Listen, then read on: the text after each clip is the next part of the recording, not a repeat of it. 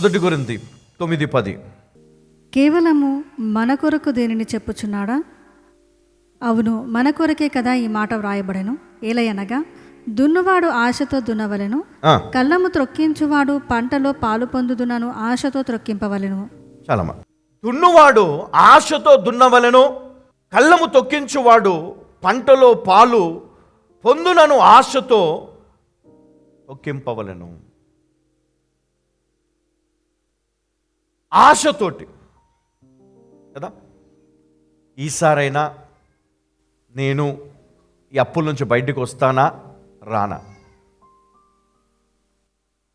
అని భయముతోటి ఈరోజు మనము పనిచేస్తూ ఉన్నాం. కానీ ఎప్పుడైతే ఒక వ్యక్తి దేవుని యందు భయభక్తులు కలిగి ఆయనకు కృతజ్ఞత స్తుతులు చెల్లిస్తూ మరి వారు పంటలో నమ్మకంగా పనిచేస్తూ నేను ఖచ్చితంగా మరి ఫలాని నెలలో ఈ పంట చేతికి వస్తుంది, ఖచ్చితంగా మేము ఈసారి మా కష్టం నుంచి బయటకు వస్తున్నాము, దేవుని పైన భారం వేసి ఆ విశ్వాసముతోటి పని చేయాల.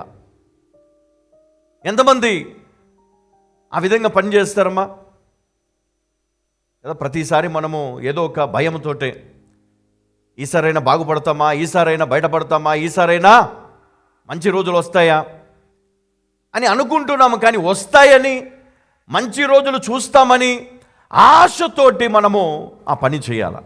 హల్లెలూయా కదా. సోమరిగా పని చేయకూడదు, ఆశతోటి పని చేయాలి, శ్రద్ధగా పని చేయాలి కదా. చూడండి ఇక్కడ సామెతలు 12:11 మనం చదువుకున్నట్లయితే, తన భూమిని సేదపరుచుకుని వానికి ఆహారం సమృద్ధిగా కలుగును. ఏమని రాయబడిందమ్మా సామెతలు 12:11? తన భూమిని సేద్యపరచుకున్న వానికి ఆహారము సమృద్ధిగా కలుగును, వ్యర్థమైన వాటిని అనుసరించువాడు బుద్ధి లేనివాడు. వ్యర్థమైన వాటిని అనుసరించువాడు బుద్ధి లేనివాడు.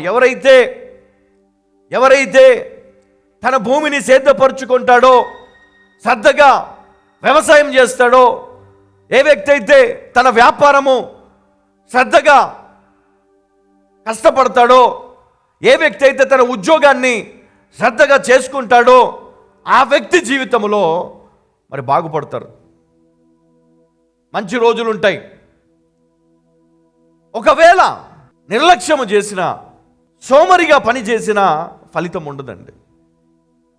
ఒకటి ఆశతో చెయ్యాలి, విశ్వాసముతో చెయ్యాలి.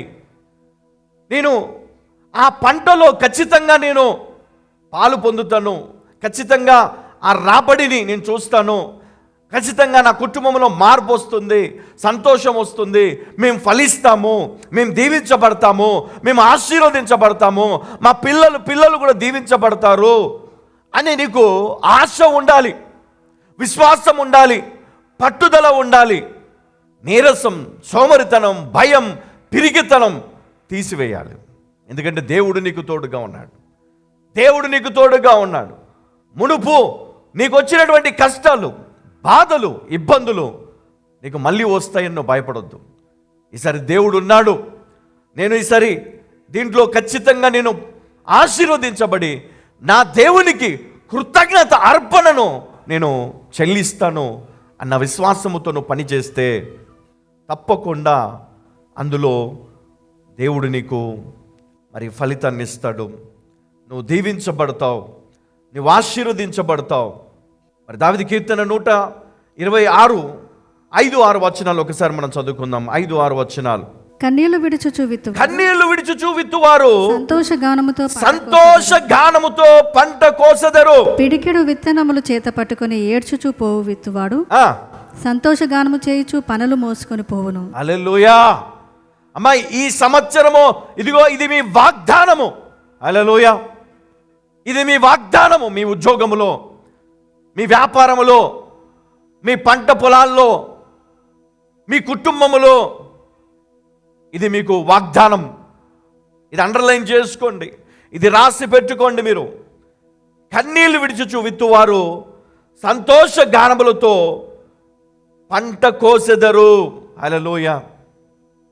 ఈరోజు నువ్వు చాలా కష్టాల్లో, బాధలో కదా, అప్పులో నువ్వు అప్పుకి తెచ్చి ఈసారి నువ్వు మరి వ్యాపారం చేస్తూ ఉన్నావు, లేదా ఆ విత్తనాలు కొన్నావు, దానికి కావాల్సినటువంటి మరి ఆ యూరియా కావచ్చు, లేకపోతే మరి ఎరువులు కావచ్చు, నువ్వు కష్టపడి అప్పు చేసి కొన్నావేమో ఈసారి. కానీ ఖచ్చితంగా దేవుడు నీకు ఏమిస్తాడంట? ఎలా కోస్తావంట? సంతోష గానములతో పంట కోసెదవు, పిడికెడు విత్తనములు చేత పట్టుకొని ఏడ్చుచు, కదా ఏమంట? ఏడుస్తూ, అంటే గుండె నిండా బాధ, కానీ చేతిలో ఏముంది? విత్తనాలు. ఇక భారం దేవుని మీద. దేవుడు ఏం చేస్తాడంట? విత్తువాడు సంతోషగానము చేయుచు పనులు మోసుకొని వచ్చును. హల్లెలూయా. KJCM నిర్వహిస్తున్నటువంటి ఫైర్ ఆఫ్ రివైవల్ అనే బహుబలమైనటువంటి శక్తివంతమైనటువంటి స్వస్థత అభిషేక ఆరాధన మార్చి నెల 12వ తారీఖు సాయంత్రము 7 గంటల నుండి 10 గంటల వరకు YMCA సికింద్రాబాద్ నందు నిర్వహించబోతున్నాం. మరి ఈ స్థలంలో జరిగే ఈ శక్తివంతమైనటువంటి మరి అభిషేక ఆరాధనకు మిమ్మల్ని అందరినీ కూడా నేను ఆహ్వానిస్తా ఉన్నాను. క్రీస్తులో బలపడడానికి, రక్షణ అనుభవాన్ని పొందడానికి, అభిషేకముతో నింపబడ్డానికి రండి. మార్చ్ 12 YMCA సికింద్రాబాద్ నందు మరి ఫైర్ ఆఫ్ రివైవల్లో కలుసుకుందాం. ఈ చక్కటి అవకాశాన్ని సద్వినియోగపరచుకుందాం. మీ అందరి కొరకు మేము ప్రార్థన చేస్తున్నాం. God bless you. See you on March 12th, Fire of Revival.